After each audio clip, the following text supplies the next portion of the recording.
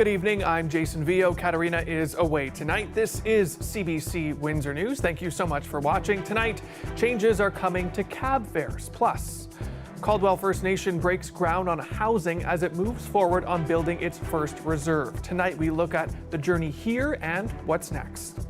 Some parts of the social media site Reddit have gone dark. We hear about how people are protesting changes to the company and getting more girls interested in baseball. We'll check out what one local elementary school is doing after getting a donation from the Toronto Blue Jays. People taking cabs will need to dig a little deeper in their pockets to pay for that trip. City Council has just agreed to raise fares. Dale Molnar joins us live now with the latest. So Dale, what exactly has Council decided? Well, Jason, Council put the item on the consent agenda, so there was no discussion. But this was discussed at length at a pair of council committees. The cab drivers and owners say rates need to go up because of rising costs, and that rate hike has been approved. So now a 10-kilometer cab rate in Windsor will go from $19.80 to $21.30. And here's how the increases break down. The drop rate, which is the amount to sit in a cab, now goes to $4.25. The distance rate goes up from 10 cents per 142 meters to a quarter, and waiting time per hour while customers are using the cab goes from $27 to $30, and the surcharge for going across the border goes from $10 Canadian to $12. Now, I spoke to a couple of people today who say the increases will be too much for them. That's going to affect me because I have to go at least 3 or 4 times a week. Yeah, because I had hip surgery and I have to go to doctors all the time. It's a lot. Like, I understand gas prices are going up a lot, but at $3.80, it's already like so much to start the cab. So it's a lot. Now, Local 195 officials who represent the cab drivers are happy with the decision. The new fares come into effect immediately, but the union representative says passengers will likely be paying the new rates in a few days, likely by the end of the week. Jason? Thanks so much, Dale. A major milestone as Caldwell First Nation works to build its first reserve. It's a groundbreaking they say will rebuild a lost community. Now, this marks the beginning of the journey to build housing and is a part of a much bigger plan that will eventually bring a school, a cultural center, and much more.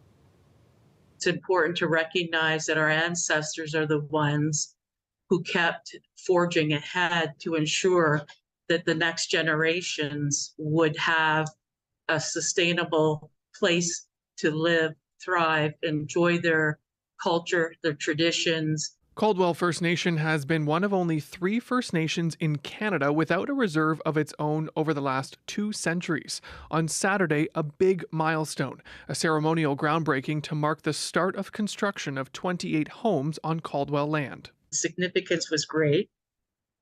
I did ceremony, so I'm still on that spiritual high.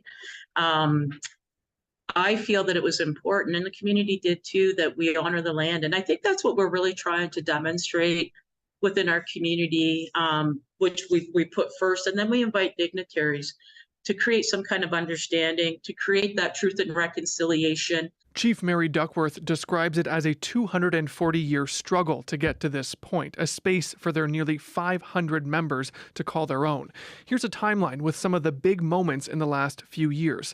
Let's start in November of 2020. That's when Caldwell First Nation received reserve status for an 80-hectare lot here off Bevel Line Road and Seacliff Drive in Leamington. A year later, funding to build homes was obtained through the Canada Mortgage and Housing Corporation, and planning got underway in February of last year.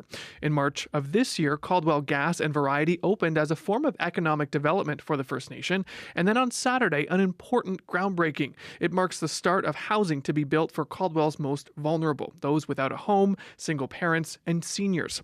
Construction is set to start later this summer and be finished in the spring of next year. Those homes will also be environmentally friendly and net zero.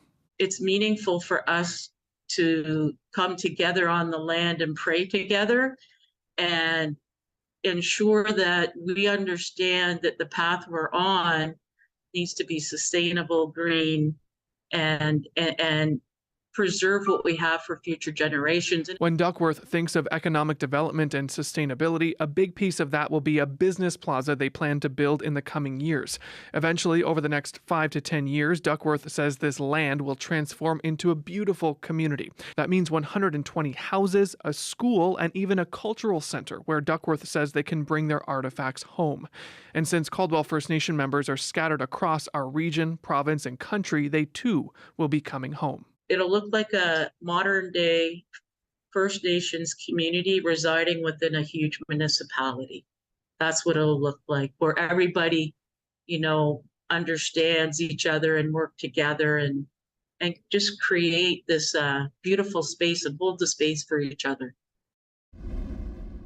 Another moment to celebrate, ChathamKent honoring the legendary Fergie Jenkins. This statue unveiled in his hometown of Chatham over the weekend. Jenkins was the first Canadian inducted into the Baseball Hall of Fame, a stellar pitcher with the Chicago Cubs. Here's Jenkins with Mayor Darren Caniff. The statue is a replica of one unveiled in Chicago last year. Caniff says it feels amazing to have the statue right out front of the Civic Center in Chatham. And some future baseball stars stepping up to the plate this morning. The Toronto Blue Jays Girls at Bat program is encouraging elementary school girls to play baseball. A group at Glenwood Public School were showing off their skills, and we swung by to chat with the group. There you go. Ready? They're fun and an open space, which is amazing to have. What's your favorite part of this activity? Mine is normally catching because we get improved on that every day. And did you catch any balls today? Yeah. For me, it's throwing balls at Mr. County and catching. You guys just throw balls at your teacher? Yes. Maybe. He's my teacher. We are in the portable, so yeah, it's fun. Let's go Blue Jays!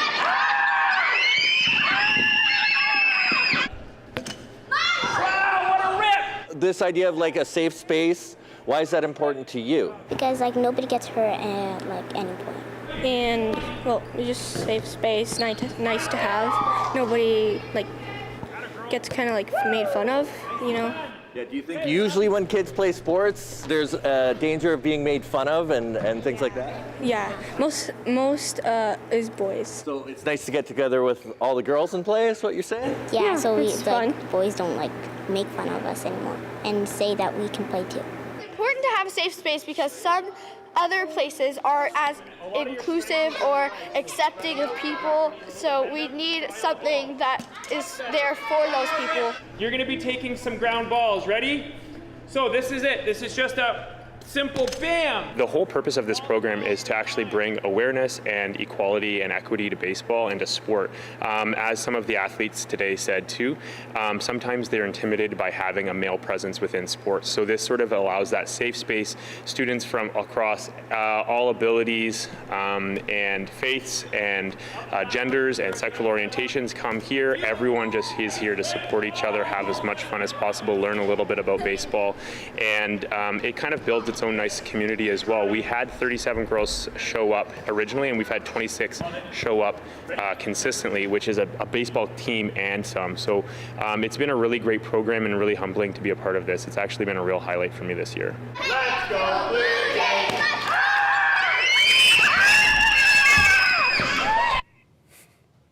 In other local news, a popular social media platform is the subject of a user-led protest. Many forums on Reddit have limited access after a decision made by the app. The CBC Windsor's TJ Deer has more.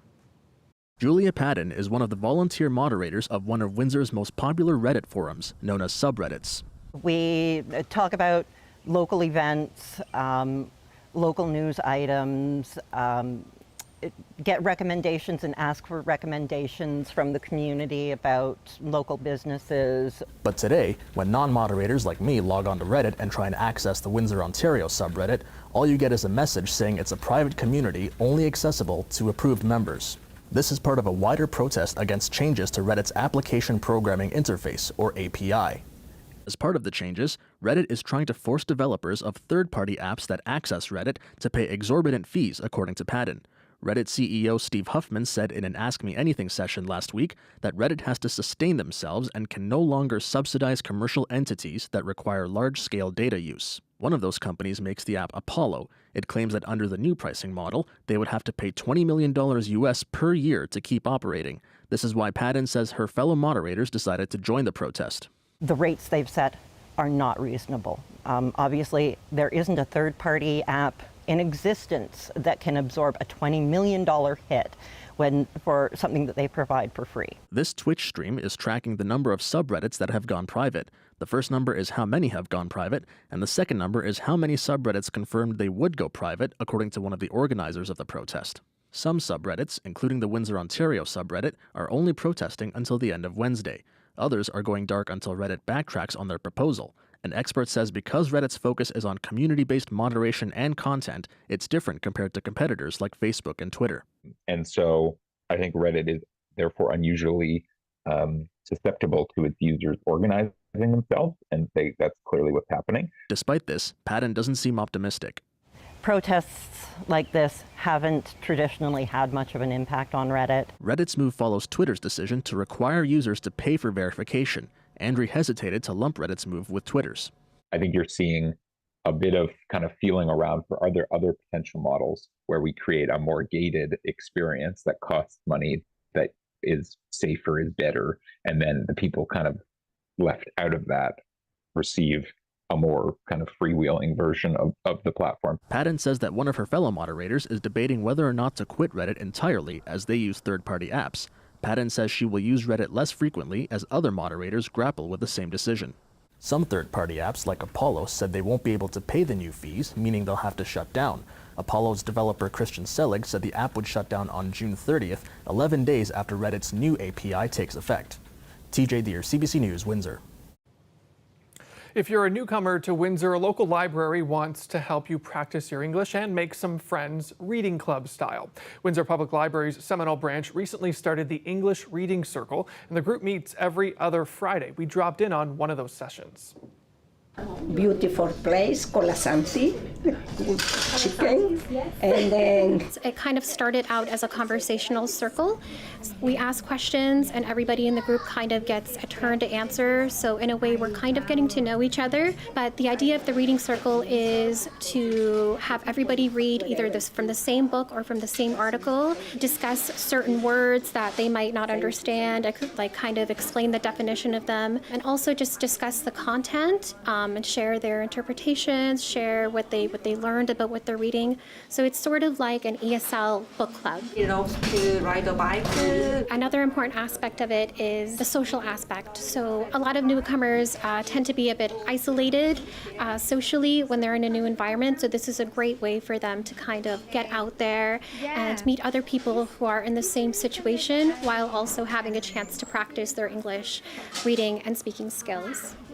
I like English, but it's very difficult for me learning, but I am glad for Nita because I learning more English. Maybe more another time I learned better. I was able to kind of start speaking English really quickly, whereas my parents, who are older, still struggle with the English language. It hits close to home. I'm an immigrant myself. I was born in Iraq. My family and I migrated to Canada. I was very young at the time. So I understand the struggles that newcomers have, especially when it comes to learning the English language. It's very isolating when you don't speak the same language as the people in the environment do. For me, English is very, very important, and then it's why I'm coming to continue to learning every day, learning some word, something like this. I am from El Salvador too, and then for me it's privilege to carry this, and I am happy because will be coming is our neighborhood this library, and I'm looking for something splendid. Learning. I don't remember. I think there's definitely a need for it. Windsor is a very multicultural place, and just to have the opportunity to be able to have a program like this where people can come in a relaxed environment, meet other people, get those social skills and their reading skills and their conversational skills, I think is very important. The federal government says more than 30,000 Canadians remain out of their homes as more than 400 wildfires burn right across this country. Nearly half of them are considered out of control. And while the latest weather forecasts are not promising, Ottawa says more resources to fight those fires are coming. Marina von Stackelberg reports. More help has arrived. A new batch of 70 Canadian soldiers has been deployed to Edson, west of Edmonton. A rapidly growing fire about 2 kilometers from the town has forced evacuations, where a change of wind could dramatically change the situation for the worse. We're doing our best to build containment lines as quickly as possible around communities, critical infrastructure like power lines, etc. It's Monday morning. We're here. The community's mayor showing Monday morning just how quickly things can change. This is much different than yesterday. Yesterday was clear, sunny. It was like nothing was going on today. A lot of smoke. This now qualifies, unfortunately, as Canada's worst wildfire season of the 21st century.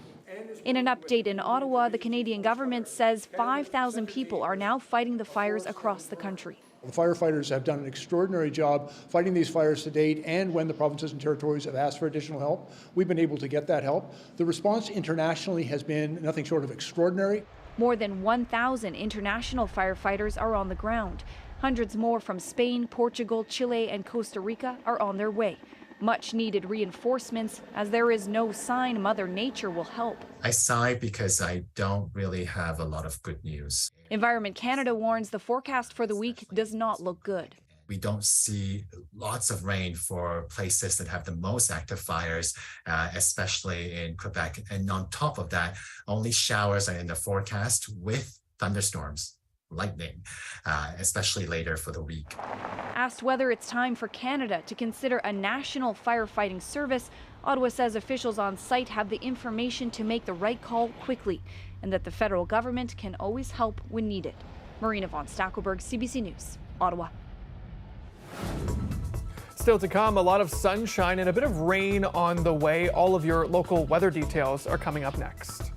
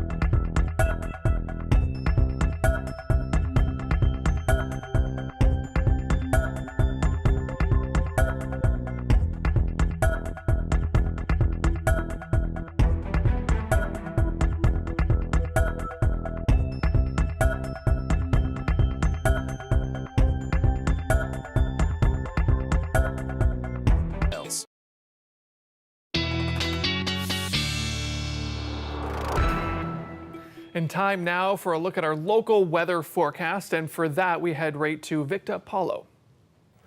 Jason, taking a look at some watches and warnings in the Windsor and surrounding regions, we do have some severe wind working its way towards our area, and that severe wind is going to last all the way through till Tuesday overnight into Wednesday morning. Now, once all of that's said and done, one thing we can look forward to is what else is going to be coming our way. And what else is coming our way is going to be in the form of precipitation. Now, that precipitation that's coming our way is going to be mixed in with a bit of thunder showers. You do see Tuesday morning is going to be a 13-degree day with some light rain, but one thing that's going to be accompanied with that rain, as you do see here with that yellow, is thunder showers. So if you are outside or outdoors and it is raining, you do see some lightning, you do hear some thunder, don't forget if the thunder roars, you definitely want to make sure you are indoors. Now, as mentioned, Tuesday into Wednesday overnight, that's when we're expecting that severe wind warning to die down and finish. But one thing that will still be happening in the regions when it comes to Tuesday and over into Wednesday is that rain mixed in with the thunder showers. Now, those thunder showers are going to last all the way through till about Thursday, but then there's going to be another system coming in by the weekend, a thunder shower variety we're expecting for Saturday. Now, taking a look at how much rain is going to be expected for the region, as you do see in Kingston, they're expecting around 18 millimeters, 4 millimeters over in Windsor, 8 in Toronto, because these are the areas where they're expecting that special weather statement where they said there'll be anywhere from 30 to 50 millimeters of rain that'll be falling. Now, tomorrow morning, as mentioned, when your little ones are getting ready for school, well, it's going to be 13 degrees. It's going to be light rain in the region, but it's going to feel like 13. It's not going to feel any cooler, and it's definitely not going to be feeling any warmer as well. Now, one thing as well is when it comes to the rest of the week, Tuesday is going to be a 27-degree day, 25 degrees and raining on Wednesday. When you look at Thursday, that's also going to be another day mix of sun and cloud. Sun and cloud is going to be on Friday, but then we're going to get a bit of rain come back on Saturday. And then for Sunday and Monday, we're back in store for some sun and cloud. So the good news is when it comes to Friday, it's going to be a sunny one, Jason. I know I'm looking forward to that one. Hope you have yourselves a great rest of your day, and back to you. Thanks so much, Victor. Still to come here on CBC Windsor News, a look at LGBTQ rights in our country now that 2 decades have passed since the legalization of same-sex marriage. That story is next.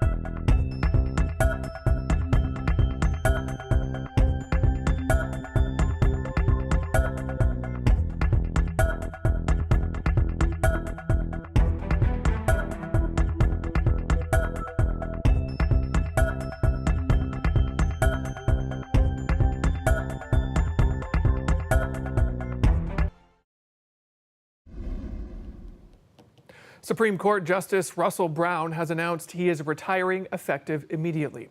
Brown's decision to step down halts the investigation that was launched after a misconduct claim against him. The incident is said to have happened at a resort in Arizona in late January. It apparently resulted in a fight between Brown and John Crump, a U.S. Marine veteran who was there with a group of friends.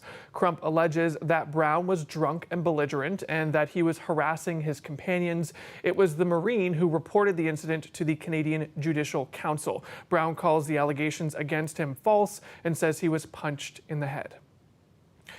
Love was in the air in ChathamKent this weekend, the municipality hosting its first ever civil marriage ceremony. Have a look at the moment here. Ashley Glazier and Grant Chinnick tying the knot at the Thames River. The municipality looked at this idea back in 2004, but decided not to move forward then. Their clerk now says she's happy to have this and believes they could do 30 marriages a year. And celebrations marking Pride season are getting underway across Canada. It's been 2 decades since the legalization of same-sex marriage here in Ontario. Now there are concerns about how to protect LGBTQ rights and new threats. Philip de Montigny reports. 20 years ago. Michael Leshner and his husband, Mike Stark, dig through old photos and newspaper clippings. On June 10, 2003, the Ontario Court of Appeal ruled in favor of same-sex marriage. When I got the decision, it was just exhilaration. The Michaels to be lawfully married spouses. A few hours later, the two lovers exchanged their vows and rings in front of dozens of microphones and cameras. It really sunk in how historic it was.